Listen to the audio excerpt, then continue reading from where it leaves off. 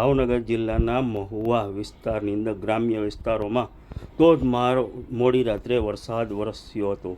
તેને લઈને બુટીઓ બે કાંઠે હતા. 12 ગામનો રસ્તો થયો બંધ. વાઘનગર નજીક આવેલો બુટીઓ નદી ઘોડાપુર આવતાની સાથે 12 ગામને લગતો રસ્તો બંધ થવા પામ્યો હતો. ઉપરવાસમાં ભારે વરસાદને કારણે બુટીઓ નદીમાં ઘોડાપુર આવ્યું હતું. 3 ઇંચ જેટલો ઉપરવાસમાં વરસાદ વરસી ચૂક્યો હોય તેને લઈને 12 ગામના રોડ રસ્તો બંધ થવા પામ્યો હતો. લોકોને ભારે હાલાકીનો સામનો કરવાનો વારો આવી ગયો હતો. બીજી તરફ વાત કરવામાં આવે તો મહુવા શહેર અને ગ્રામ્ય વિસ્તારમાં ગઈકાલના મોડી રાત્રિના વરસાદને લઈને માલણ નદીમાં પણ નવા નીરની આવક થઈ છે. નવા નીરની આવક થતાની સાથે જ લોકો જોવા માટે ઉમટી પડ્યા હતા. રાત્રિના 12 વાગ્યાથી સવારના 5 વાગ્યા સુધીમાં 3 ઇંચ જેટલો વરસાદ નોંધવા પામ્યો છે. જેમાં મહુવા માલણ નદીને જો વાત કરવામાં આવે તો પણ હાલ નદી બે કાંઠે વહી રહી છે. નદીના ઉપરના ભાગ જે તલગાસડા, બોરડી, કુંભણ, રાતોલ, કોટવડા, કોંજળી સહિત ગામોમાં રાત્રિના ધોધમાર વરસાદ વરસ્યો હતો. નદીમાં નવા નીરની આવક થવા પામી છે.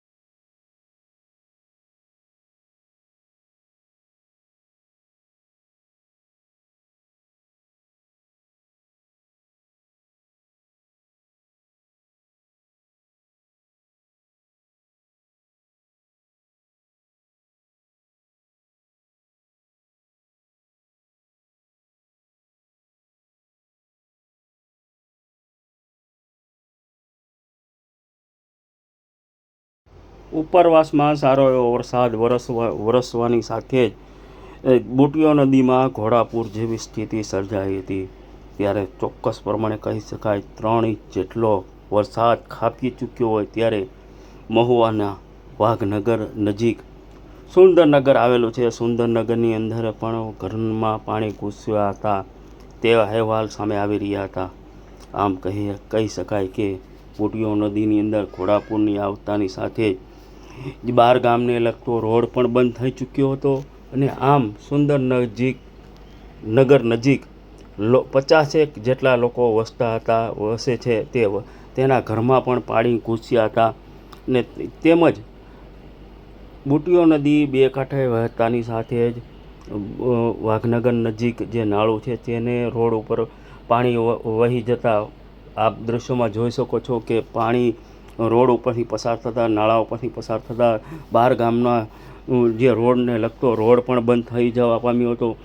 આમ મહુવા તાલુકાના વાઘનગર નજીક સુંદરનગર છે. સુંદરનગરની અંદર 50 પરિવારો રહે છે. 50 પરિવારોના મકાનના ઘરમાં પણ પાણી ઘૂસ્યા હતા. કારણ કે તે નીચાણવાળો વિસ્તાર છે. નીચાણવાળા વિસ્તારને લઈને તમામના ઘરના પાણી પણ ઘૂસ્યા હતા. હવામાન વિભાગની આગાહી પ્રમાણે જે અવિરત વરસાદ વરસવાની જે આગાહી આપેલી હતી તેને લઈને મહુવા શહેરની અંદર અને ગ્રામ્ય વિસ્તારોની અંદર પણ અવિરત વરસાદ વરસી ચૂક્યો હોય ત્યારે કહી શકાય કે જે નીચાણવાળા વિસ્તાર હોય જેવું કે જે વાઘનગર ગામનું જે ગામ છે એ સુંદરનગર, તે સુંદરનગરની અંદર પણ જે અત્યારે ગોઠણસમાં પાણી ઘૂસી ગયા છે, ઘરની અંદર પણ પાણી ઘૂસી ગયા છે, એ ખાના ખરાબી પણ થઈ ચૂકી છે. ત્યારે કહી શકાય, ચોક્કસ પ્રમાણે કહી શકાય કે જે બુટીઓ નદી હતી, બુટીઓ નદીની અંદર પણ બે કાંઠે પાણી વહેતાની સાથે જ જે નીચાણવાળો વિસ્તાર છે સુંદરનગર છે એ સુંદરનગરની અંદર પણ ઘરમાં પાણી ઘૂસી ચૂક્યા છે. ત્યારે કહી શકાય કે સ્થાનિક ઉપસ્થિત છે, આપણે એને પૂછવાની કોશિશ કરી. શું તકલીફમાં તો એવું છે કે જ્યારે બી વરસાદ આવે છે ત્યારે અહીંયા પાણી ભરાઈ જાય છે અને અહીંયાથી પાણીનો કોઈ નિકાલ જ નથી. પાણીનો નિકાલ કરવા માટે અમે સરકારશ્રીને કહીએ છીએ જેટલું બને એટલું.